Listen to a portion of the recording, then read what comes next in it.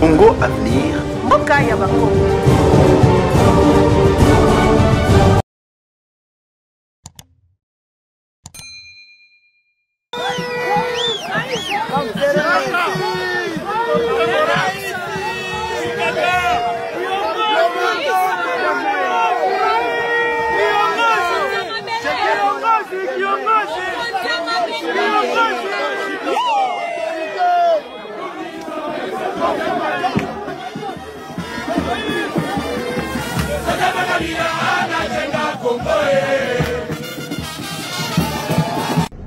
Madame, Messieurs, bonjour, bonsoir, ça dépend de l'heure à laquelle vous nous suivez.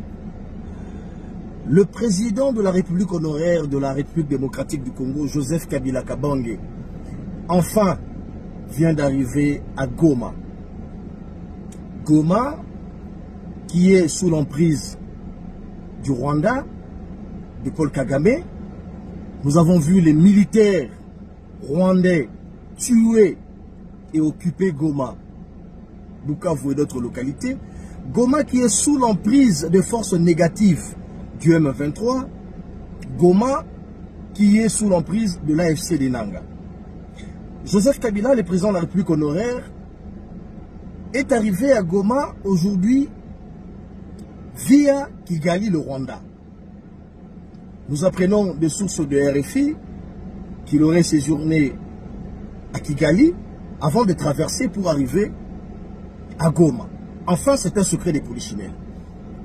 Et nous apprenons des sources concordantes, de plusieurs sources concordantes, que l'ancien président de la République démocratique du Congo, Joseph Kabila Kabange, au moment où je fais cette vidéo, est dans sa résidence de Goma, surveillé par l'armée rwandaise.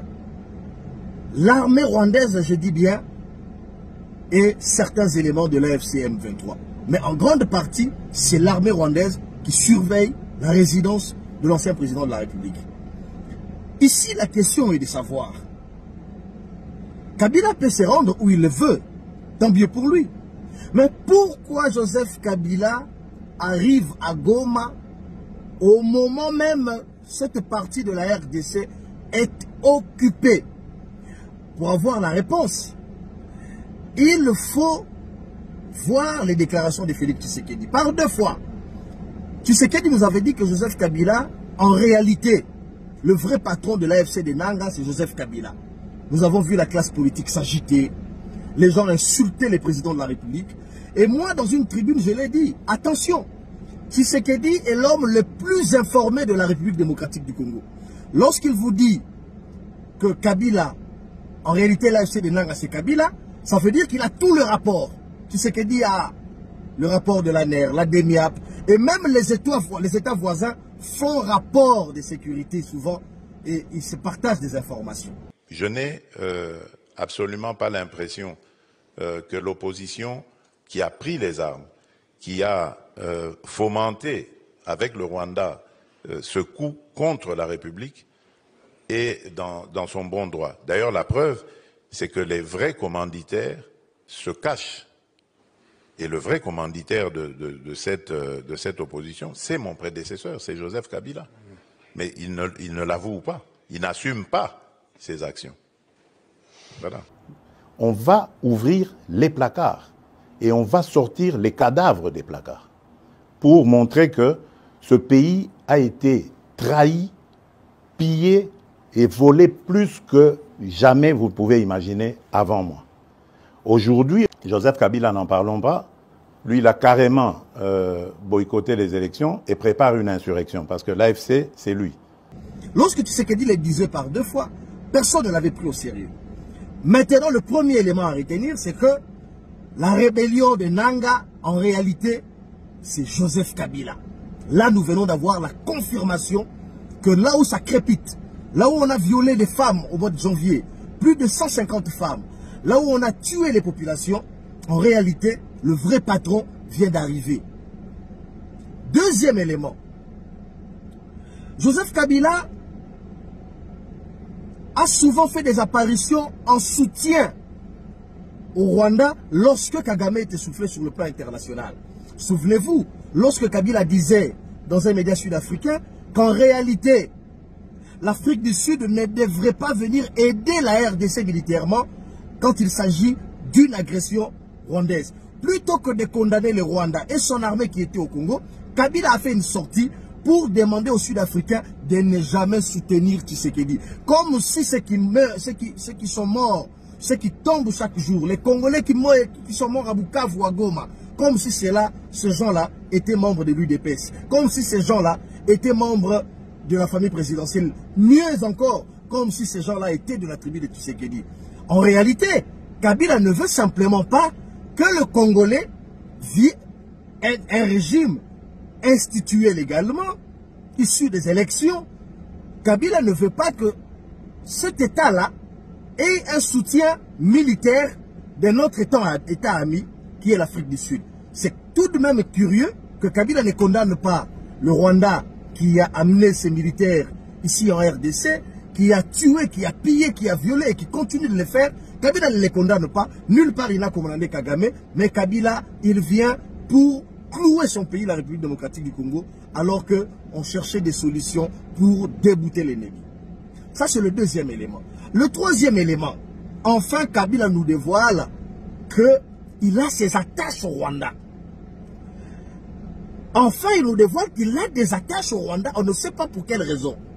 Pour quelle raison Kabila, il va venir donner un souffle à Kagame, alors que nous savons très bien au moment où nous parlons ici, les États-Unis d'Amérique ont été clairs. Ils ont intimé l'ordre à Kagame de dégager, de déguerpir, de quitter la RDC, de laisser les zones occupées par son armée et rentrer chez lui au Rwanda, et de rentrer chez eux au Rwanda.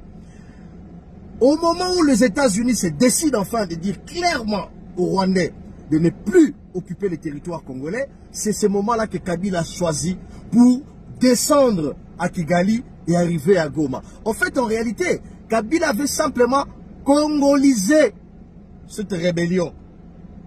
C'est ça l'agenda de Kabila. Congolisons la rébellion rwandaise, donnons à l'image du monde, à la face du monde, l'image d'une rébellion congolo-congolaise, et comme ça, je pourrais atteindre mon objectif.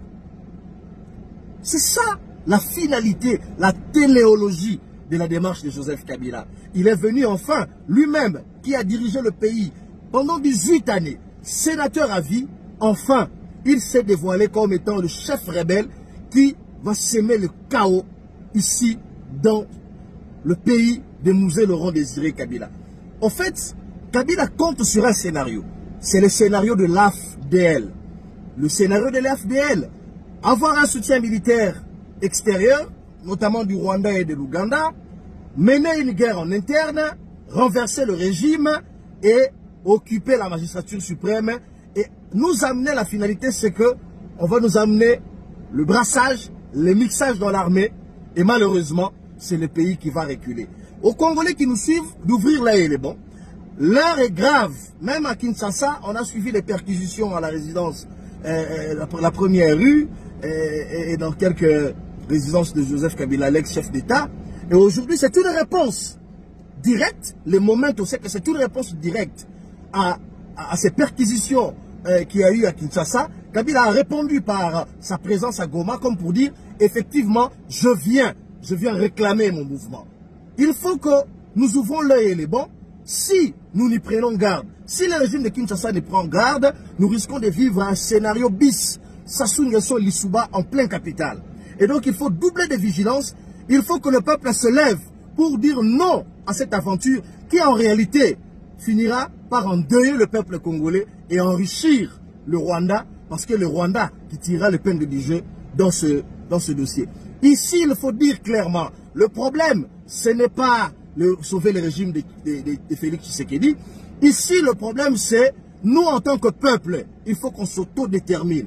Voulons-nous l'esclavagisme en plein 21e siècle, où nous voulons justement être un peuple qui relève la tête et qui dit non à l'agression rwandaise, qui utilise justement Joseph Kabila clairement. Les choses se dessinent finalement, qui utilise quelques Congolais pour congoliser une agression qui en réalité viendra pour nous esclavagiser, viendra pour nous martyriser et viendra justement pour nous coloniser en plein 21e siècle, c'est que nous dénonçons et nous disons un non catégorique. Merci.